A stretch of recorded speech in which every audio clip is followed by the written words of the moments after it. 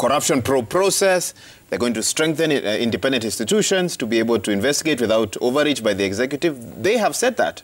Isaac Mwaura and team, what they have done, they have just painted it, but they have not gone into details of how they're going to do it. In Azimio, we have been bold about it. In fact, Waiga, what we have been saying is that corruption is the #1 killer of the dreams of all Kenyans, young people, women, the old, the unborn.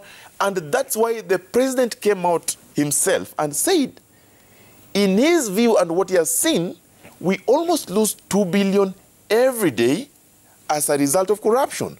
In Azimio, we have said, the moment we'll seal the gaps, the loopholes of corruption, then we can have enough money to ensure that we put investment in agriculture, livestock, blue economy, so that we build this economy and revolutionize. So for me, I want to ask the people of Kenya to look at the two main political competitors, Azimio One Kenya and Kenya Kwanza. The good news is that Azimio One Kenya has come out strongly. They have got a ticket that has got a track record of fighting corruption. They have got a ticket that has demonstrated that they value the sufferings. Today, Kenyans are suffering. Some of the sufferings are because of corruption. Deputy President, our good friend and worthy competitor, Mr. William Ruto, is still in government. How does he come to a podium and speak about the same issues that are challenging his government? And he has done nothing in the last 9 years. We want to challenge him also that, Mr. Deputy President, you are still in government, you are still the Deputy President of Kenya, as you remind us every day. Please, instead of complaining just like us Kenyans, what are you doing? Can you talk to your boss? Can you talk to your cabinet? What are you doing to lower the cost of living?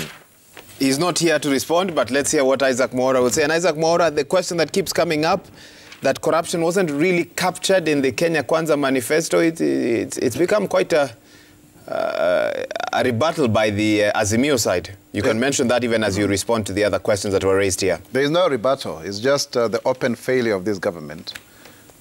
When the first Jubilee administration, was in power, and Unga was costing 90 bob. Now it's costing 200.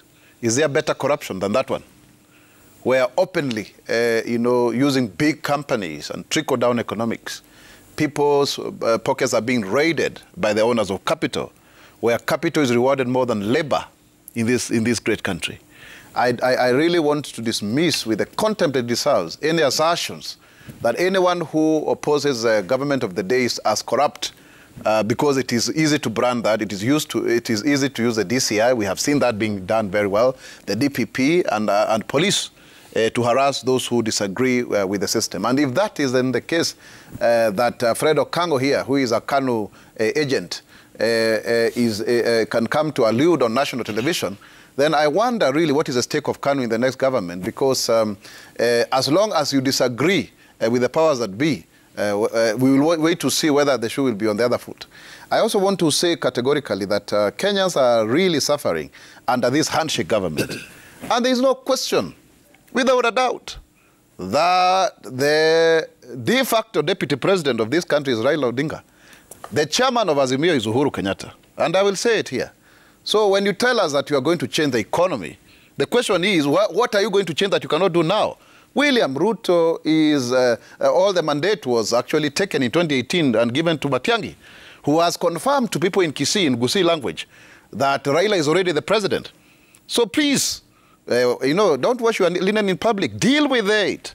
You are the people in power. You came through the back door, but you were able to edge us out. We are effective with the government in opposition. Even at some point, David Murathe went on record as saying that they were going to even chase the deputy president out of the Hustler mansion because they wanted to, prepare for the incoming deputy president. I mean, let's not lie. Kenyans know what is happening here. There is a reason why, government is not functional anymore, because of the conmanship that came with the so-called handshake to ensure that people who are not elected into government took over positions in parliament. Let me ask you a question. A close reading of the Kenya Kwanza Manifesto, in its introduction to the